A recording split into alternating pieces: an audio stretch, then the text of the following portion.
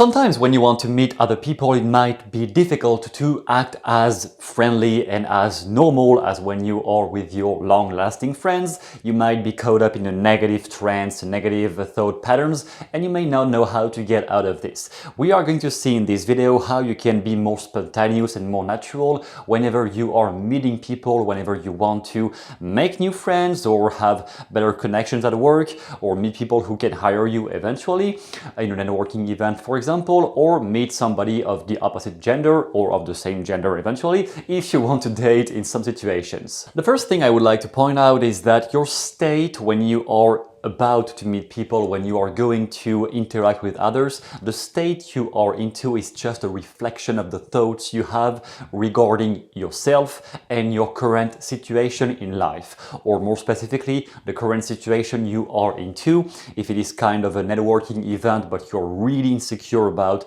the thing you are selling, it will just show up as you interact with people. They will just have a vibe.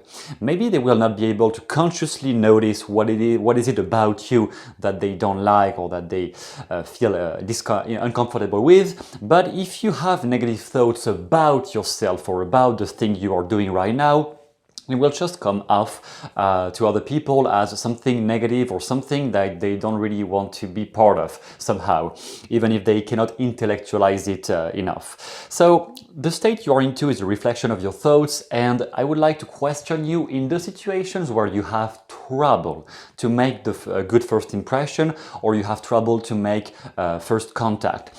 What are you thinking of yourself in that specific situation?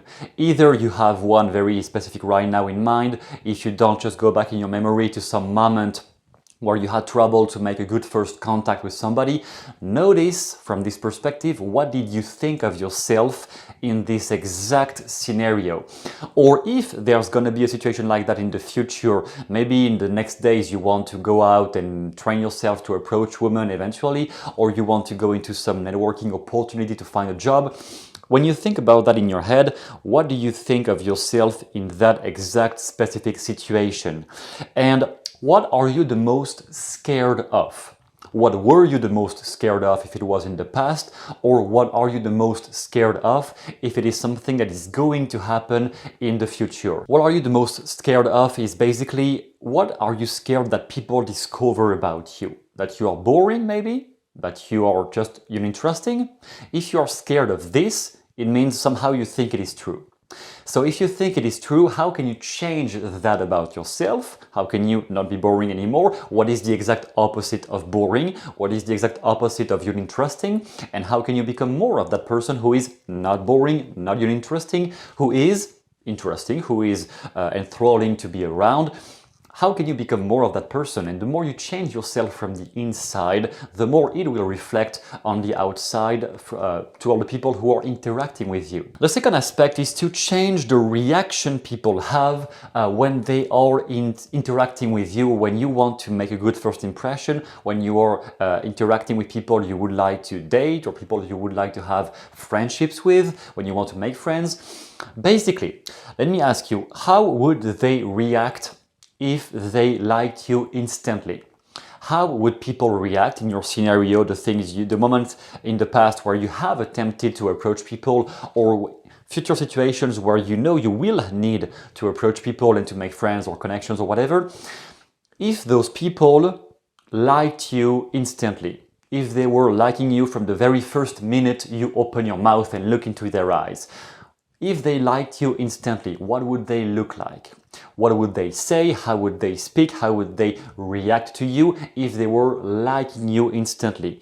And once you have a good image of that in mind, once you have a good grasp of that, and you can notice what do people say when they are liking you or when they are enjoying your company, then you can challenge your mind by asking yourself, what can you say or what can you do that is more likely to bring that response from the people you are interacting with? It's not about finding the magical topic of conversation or the magical thing to say, but in a general way. How can you alter the way you behave, the way you speak, maybe the actual topics you are picking to discuss with people. Maybe some topics of conversation you usually use are pretty boring and uninteresting to most people, in which case, okay, it's not bad to have them, and it's just good to keep them for people who are into the same headspace than you eventually, and people who might not be into the same exact headspace.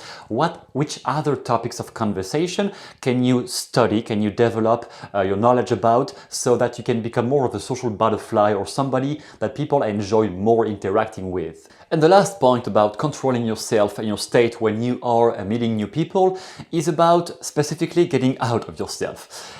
If, as I said in the beginning, if you think of yourself as somebody who is boring, who doesn't really have anything much to add to the conversation, that is the vibe people will get from you, because that is what you think of yourself. When you start thinking of yourself differently, you may give a more positive vibe, and even beyond that, this is just the foundation, beyond that it is about, can you get more interested in others instead of just thinking about how do they perceive me, what do they think of me, do they like me? This is some internal work to do ahead of time eventually if you have some insecurities or stuff like that. Once you have handled your personal issues, then how can you start being more interested into what others have to say? What passions do they have? Can you learn more about why do they do what they do? Can you become more of a student of life? You don't even need to dig like super deep into their childhood memories or anything, unless you're a therapist. That's what I do all the time personally, but that is my job, so it's more like, for me, it is natural to question people on their deep motives and getting deep inside their head. And even then, I don't do it like in an intrusive way. I do it in a very respectful way.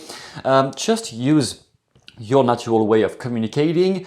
Include more of questioning why do people do what they do, what do they like in life, why did they choose that path, if they have any passion, what drove them to this passion, what are they getting emotionally, physically, intellectually out of that passion. Maybe refer back to somebody else you met who had the same passion if it was not you. Sometimes I just even invent people in my mind to say, oh yeah, I met somebody who liked fishing or whatever. It's not even true, but it's just to make a first contact, to break the ice. Once you have broken the ice, you can just become normal and in a real conversation, being completely legit. In the beginning, sometimes I may invent some things to just break the ice with people. Can happen sometimes. Just how much can you learn about people? How much more can you learn about them? How many more things can you discover about people? When you start getting yourself into that headspace of, I want to explore, I want to discover the world of the people I am interacting with, pretty soon they will do the same with you. Not everybody, there are some people who just don't care about anybody other than themselves. Those are the ones you just avoid. But people who are interesting to talk with, they are people who will question you back. Once you have questioned them a few times about themselves and you have shown legit appreciation coming from somebody who is not needy, and you are not needy because you have done some inner work on yourself and your perception of yourself ahead of time. And once you are in the conversation coming from the perspective of somebody who is only interested about learning from others, then people will start at the same time intuitively to question you also about, what about you? And what do you do in life? And from there we can get more into talking about yourself. In the beginning, show more interest, show more appreciation into others. Not coming from a needy vibe of, I need you to get interested about me, but coming from a vibe of, I'm just curious, curiosity. What can you learn about other people? And from there, they will start to mirror back at some point this behavior and question you back. And from there, you can create a connection with people. Just imagine if you had been friends with that person, with those people for 10 years. And they have been great friends of yours for the last 10 years. What would be the natural topics of conversation that you would be using if you had been friends with them for the last 10 years without interruption? And those topics are the ones I use all the time. The things I would say to somebody if that person had been friends with me for years and years, I say that right away. That way I just create a vibe of friendliness instead of a creepy vibe of what can I get out of you? Which is what some salespeople do many times. They just try to get something like they're trying to get money or whatever. If you can start from a vibe of friendliness and we have been knowing each other for a while, even if you have something to sell, it will be 10 times easier to sell if people see you like an old friend, or if they have the vibe or the intuitive feeling of you of an old friend, rather than somebody who is just creepy and trying to get something out of them.